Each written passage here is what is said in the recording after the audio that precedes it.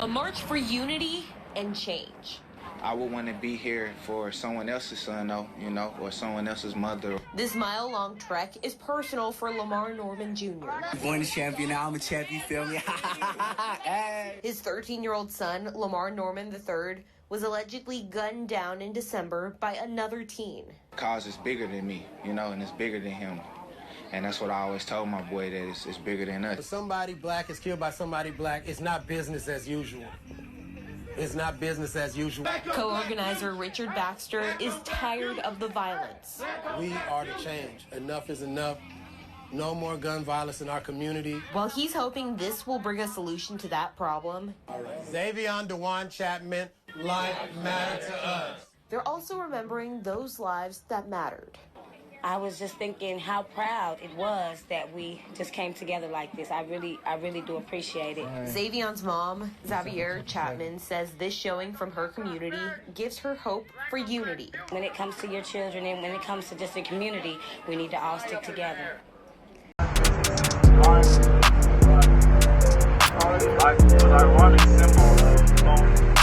Hey, who y'all is? Hey, who y'all is again? Personally, I hate to hear people.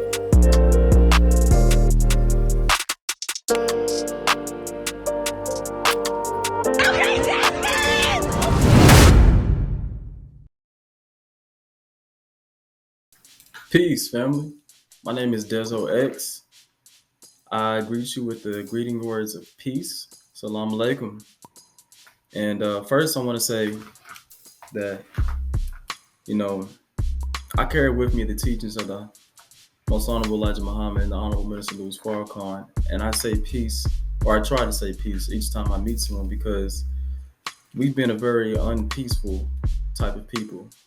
And it's not because it's the root of our nature. It's not because it's just the type of people that we are. It's not because, it's ingrained in our being that we're supposed to be violent. And I say that because as a child, that was something that I had thought at some point. And, coming from Tulsa myself and, seeing your friends just, embody this sense of, man, I'm gonna attack the next black man I see, and I'm gonna walk up today in broad daylight if he wanted, you know what I'm saying? And then some of your friends end up in prison, or some of them end up dead. They killed. And I don't want to start this off by being pessimistic or unhopeful, unoptimistic, but we have a decadence in our family that just keeps presenting itself over and over. And I think the problem is that before I had started, studying the teachings of the Nation of Islam, I started to feel a little bit less grateful or less glad to be black, I would say. Because when we're growing up, we see all these slave movies and all these horrible, tragic things that we go through, and it starts to make you feel like we're the scum of the earth at some point, because we see what we go through. And this is the thing with Black History Month that I don't like. We always show the bad that we've been through. Of course, every now and then we'll pop in, look at all these facts we done, and black is beautiful. We got to show all the bad. Like, I need something more than the bad. Let's stop with the slave movies and the police brutality movies. Like, yeah, we got to keep putting this on Front Street, but give me some new movies. Give me some movies that are highlighting all the great works. Give me some more Hidden Figures. Give me some more Black Panther. Give me some more, Django. That was a slave movie, but it was a rise up and overthrow oppression type of theme. Give me some more of that. Because as the Minister Louis Farrakhan said, when the Europeans had enslaved us and then finally allowed us to be free, by that time, they had already painted God white, Jesus white, the angels white, and convinced us that these people, these great prolific people in the Bible, they're all white, and committing a sense of white supremacy, and in the reverse, producing black inferiority. And as Jesus said, as a man thinketh, so in his heart he believes. And so I started to feel inferior of being black, because all the white supremacy and all the, the the hatred that was surrounded by the culture. Um, but then, stumbling on YouTube and Instagram, I stumbled along the teachings of this great man who had said that you are not black because you curse. You are black because you're first. It means original. It's not just the color, it's the essence of which all color comes from. So I say that again to say that um, we have a problem in our community. But I don't think the problem is just the nature of ourselves and the nature of our being, or just want to hate another black man. Because, like the media would do, they would really want to convince us that that is the case with the black on black crimes and all that, and the self hatred. But we all know what that really is. That is proximity killings. When you put a small group of people inside of a low economic resourced area, I mean, we're gonna be frustrated. We're gonna be mad, and of course, we're gonna cut up. Well, we ain't got much options over here. So yeah, I mean, it's not something to condone, but it is a reality. That these are one of the things that happen. And being from Tulsa, if anyone is as well who's watching this, you would know that for the past few decades, we had no grocery store on the north side of Tulsa. But since the Oasis that came, the crime rate has gone down. It has skyrocketed down, and it has done so magnanimously. And they've done great things. They've done so many opportunities for allowing people who can't afford to eat, get some food, basic essentials to survive. So I'm very grateful for them. Blessed be their teamwork, their family, and the spirit in which they produce life. Um, but I think a lot of times it's that we don't really know who we are, and it's the sense of not knowing what I am. So I'm a savage, a beast with no name, no knowledge of who he is a savage. We really boost the savage ideology. Yeah, man, I'm a savage. Yeah, I walk up and run up on somebody today, look at me crazy, man. Like, no, man, you ain't a savage. All right, you more than that. You more than just an angry person who's just cutting up and got to sit down somewhere. And one of the last times I was really close to an environment where I seen how bad the street politics were in the situation. Um, it was another brother who had shot another brother for no really logical reason. It was just a misunderstanding. And that's the stupidest part about it. It was a misunderstanding. And this brother said, all right, look, it's y'all big homie. I'm going to set it off on you.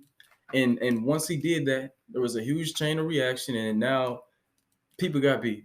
People got beef, but they don't even really know why. They just know that their leadership isn't even checked.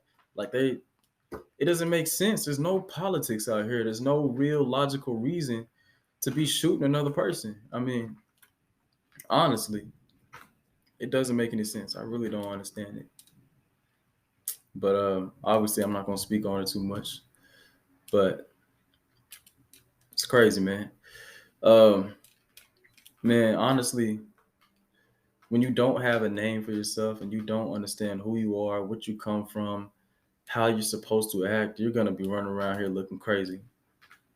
And that is why I really embraced the teachings of the Honorable Elijah Muhammad when he had said that knowledge of self produces love for self. If I don't know that I am a reflection of God, then I'm going to act like scum of the earth, because that's what they're telling me. They're giving me a name, a language, a person, an ideology. They're saying that I'm a savage, I'm wicked, and they're putting it all on the TV screens, all on the radio, all in the music. This is what we're supposed to be, so this is how it's going to be.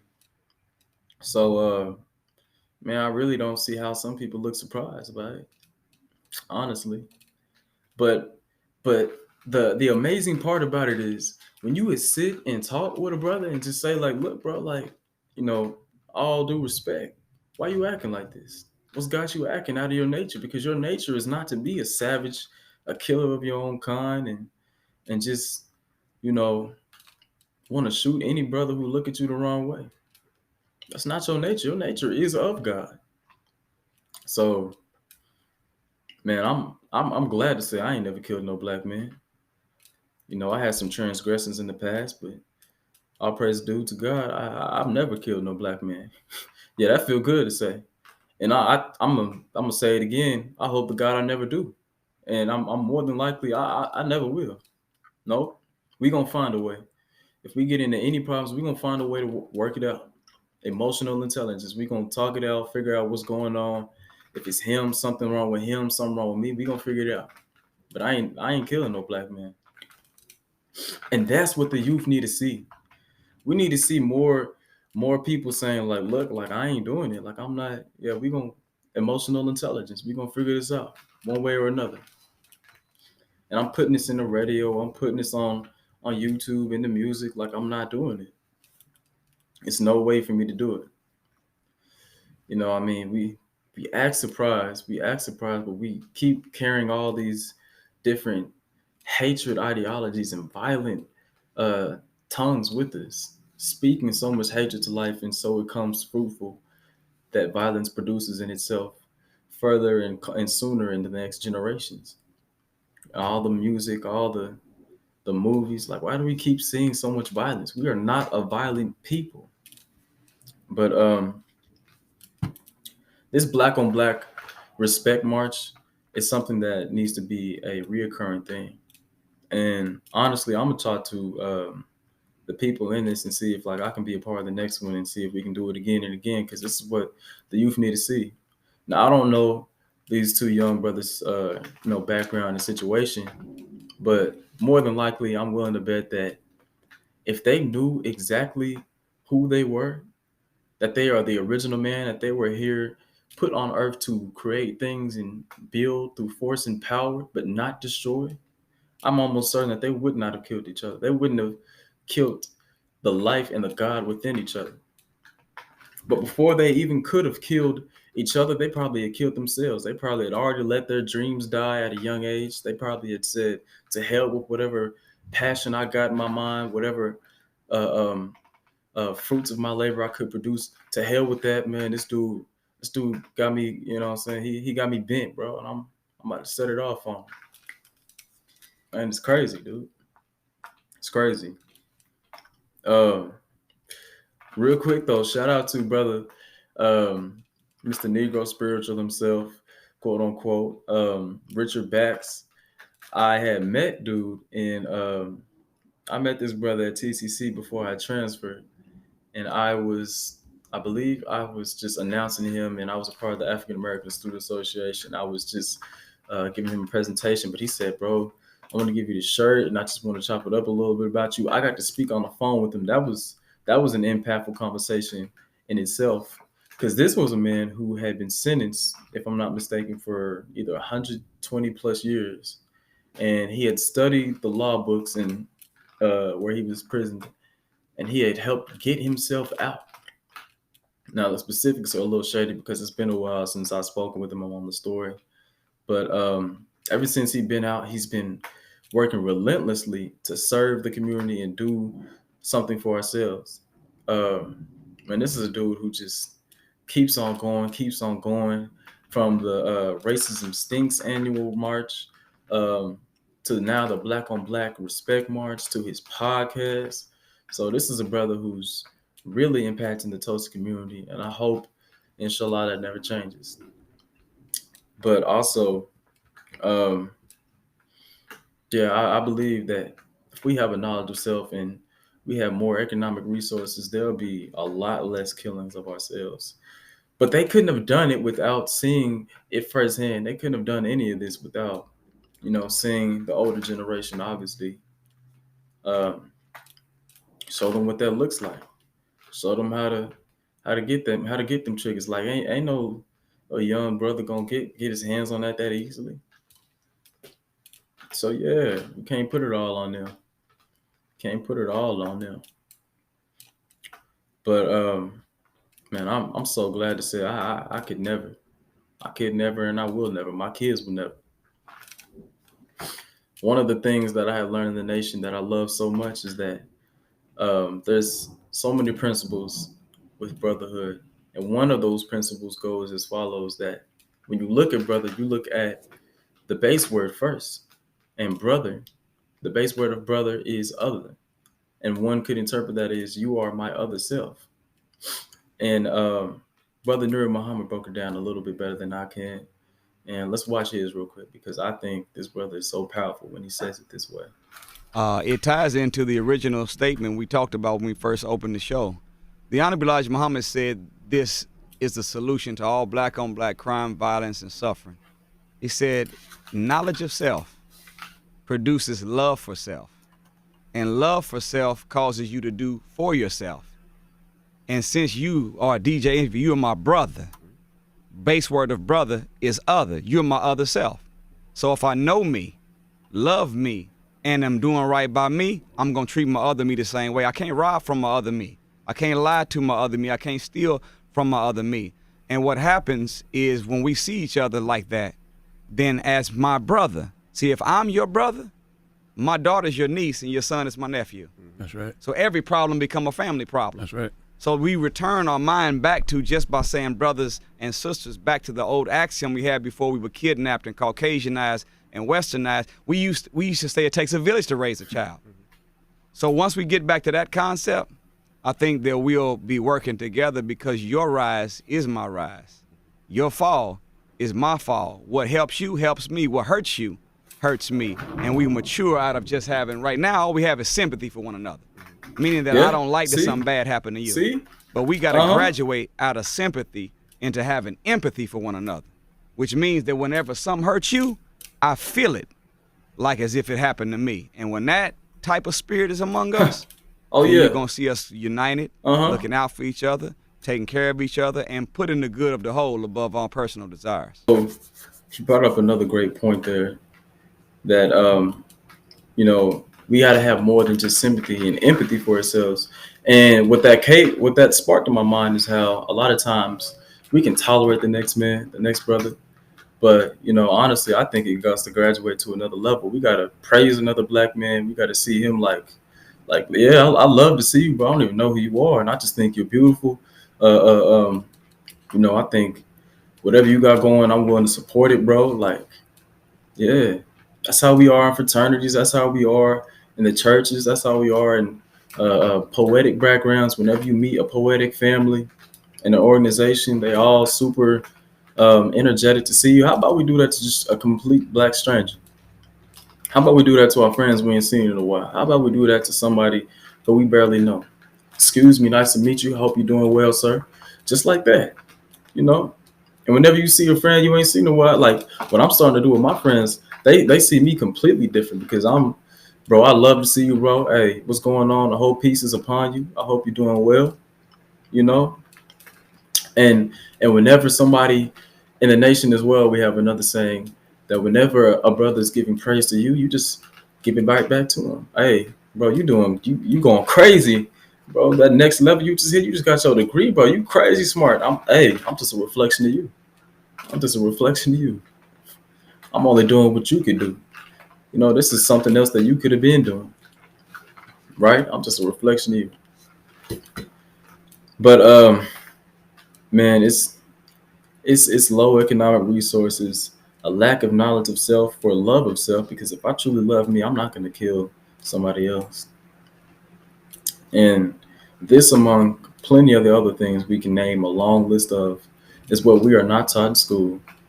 But we got to start teaching our kids this, because we can't wait on the school to do it, and they haven't done it, and they won't do it.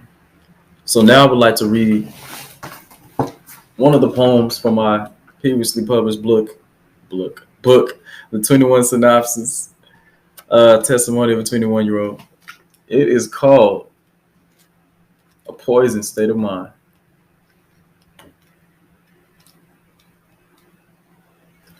So one thing I had learned and really wanted to implicate is that I would drop a quote before each poem, and then I would give the poem that would precede that quote, and hopefully that would add more efficacy to the actual power of the quote and the message that I was trying to deliver.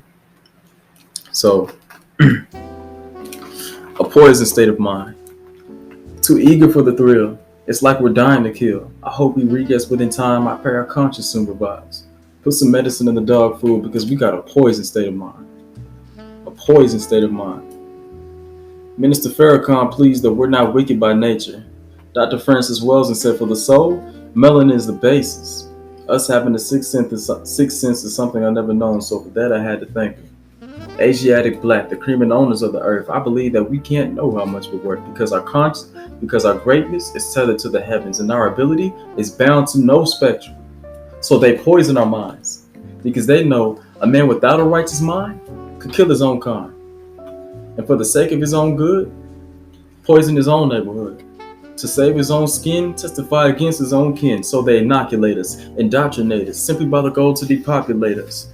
We've been uncivilized, transistorized, scrutinized, and victimized, leaving us with a poisoned state of mind. A poisoned state of mind. So, as I said, man, we got to start putting some medicine in the dog food because we out here acting like we savages when that is not the nature of who we are. And we can't say we want this to stop just because, our brother got killed or our homie got killed. We can't say we just wanted to stop. We can't say, just for that and then go and, still act on that. Like, that ain't just another nigga. That is not just no other nigga. That's your brother. Just because y'all got some disagreement don't mean y'all can't talk it out first and use emotional intelligence to come to a better place. It don't take violence. Everything doesn't take a gun. That'd be the last thing you should take. Or your fist to handle a problem, bro. Like, it's gotta stop. But me personally, I'm teaching my godson, my nephew, like, look, man, I'm not whipping you. I don't know what your mama does.